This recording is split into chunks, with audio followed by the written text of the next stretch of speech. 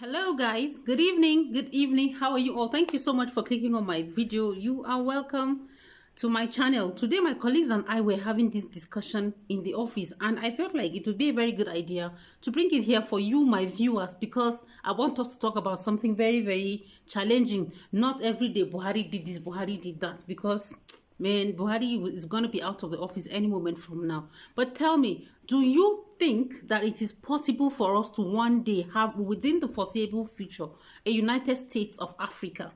Because, you know, it sounds like a lofty idea and everybody is beginning to talk about the unification of the continent. I made a video the other day about passports and why I feel passports are weak, and I feel like borders need to be broken down so that Africans can navigate their own continent well. But do you think it is possible within our lifetime for there to be a United States of Africa?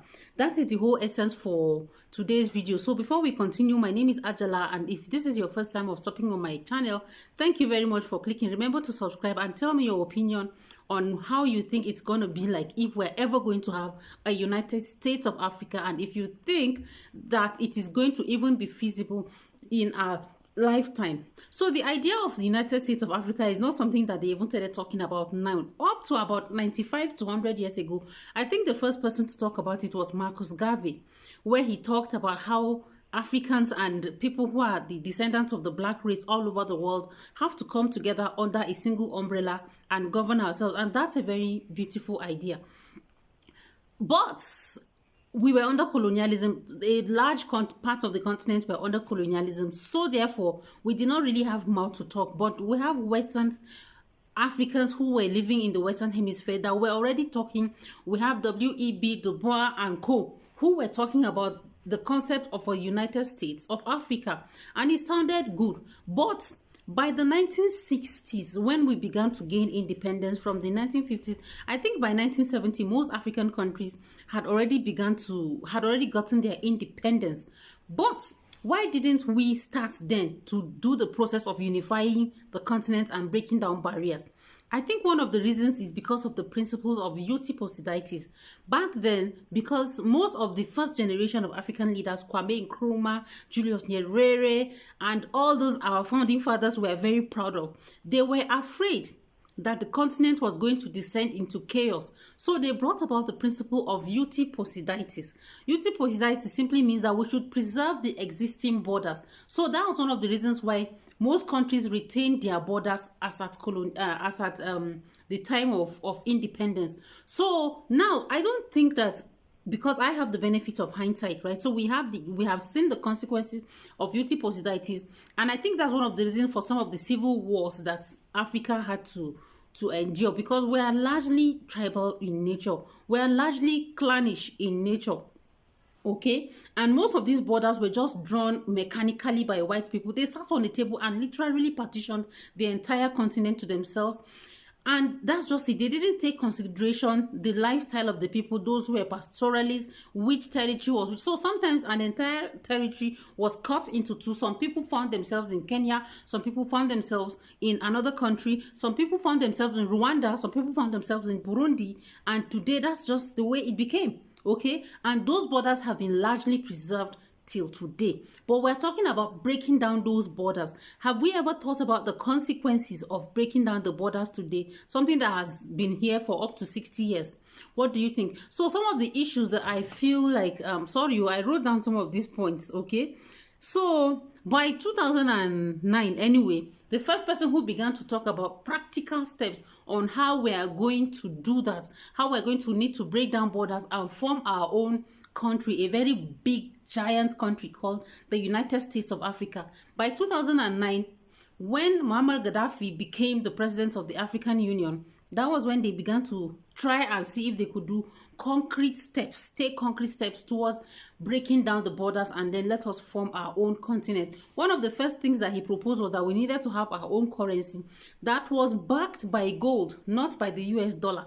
So I don't think that African countries were strong enough by now to be able to withstand any opposition from Western countries. Let's be honest with ourselves. Most African countries, the leaders are just puppets to Westerners, and They have the resources, they have the military might, they have the what and what that they can use to prevent something like that from happening, because of the concept, if you ask me, of divide and rule. So they can be able to deal with Congo as a tiny continent, they can be able to deal with Nigeria, they can be able to deal with Senegal, they can be able to deal with all of us in small, but when we come together like that, it's gonna be difficult for them.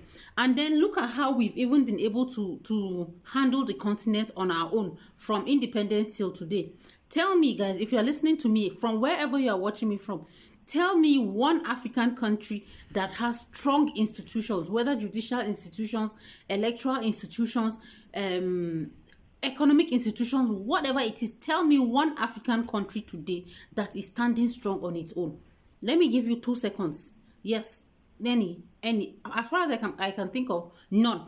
All of us have had problems with building our own administrative structures, okay? And if we're going to ever have this continent, we have to ask ourselves, what kind of administrative structure are we going to have? Are we going to have presidential system of governance, judicial monarchy, parliamentary, what I mean, really, parliamentary democracy? How is it going to be like for a country as gigantic as Africa?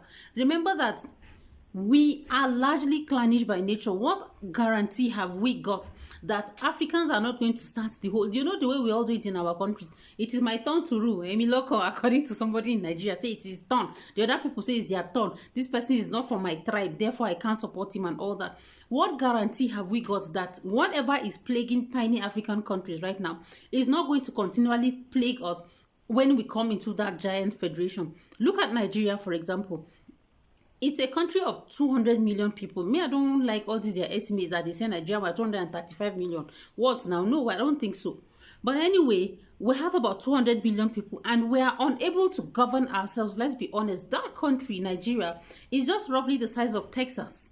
And we cannot find, we've not been able to build institutions that are strong enough to protect us, to look after us well. No. And then we are the ones that want to come and say, we want to come and join United States of Africa. How is it even going to work in the first place? What about currency matters? How exactly are we going to do with currencies? Because frankly speaking, for most Francophone countries, their currency is still tied to the French franc. Better us that are in Anglophone countries that England has largely left us alone. We still trade with them, but they don't really interfere in our currency matters that much. So how are we going to handle? Do you think France is going to stand by and watch as they cut away that umbilical cord that they refuse to cut off? How do you think that's going to be possible? And how are we going to handle the Arab countries in North Africa who have traditionally preferred to associate themselves with the Arab League than to do with the African Union, or yes, to the African Union? What are we going to do with them? So until we settle these kinds of issues of what kind of federation we're going to have, because our values, our aspirations have to be the same. I think that one of the characteristics of a viral country is for the people in the country to have the same values, the same aspiration. Do you think the aspiration of North Africans is the same with that of us in South Africa or in West Africa? Or is it that just because we are black people and we all have the same skin tone, then it means it's okay for us and automatically we'll be able to build a federation? I don't think so. And then what about, let's talk about economy. Yes, it looks as though on the paper that's going to be very good if we are going to break down barriers and we will be able to trade within ourselves. So from Mombasa, somebody can be able to make his goods and there's no administrative cost or whatever extra cost for somebody to send goods from Kenya to Nigeria or to Cape Verde, and we trade amongst ourselves. So I believe that in that situation, yes, trade is going to be enhanced, but we also have to go out of our way to build the critical infrastructure that is going to enable that to happen. One of the reasons why the euro is thriving is because before they came together to join themselves under that currency, they built critical infrastructure that was going to give them a chance to thrive.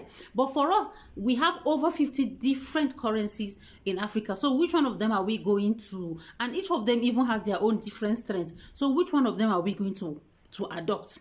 What about an official language? Are we going to adopt? Some people said Swahili. Swahili has about 150 million speakers. Do you think that's the only reason? What about Arabic? We have Arabic speakers. We also have people who speak Hausa in West Africa.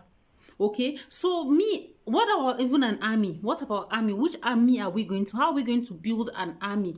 And then one of the most important foundations of any virile country is law. So what kind of laws are we going to put into place? Okay, because many people have lived under different jurisdictions in Africa, and it's not going to be easy for us to just come together one day and just wake up and say, okay, all of you are one country now. What kind of jurisprudence? Because most African countries, we just inherited the jurisprudence of our former colonial masters. So for us in Anglophone countries, it is mostly common law jurisprudence. And then for those of them who are in Francophone countries, it is civil law jurisprudence. And these things have different implications.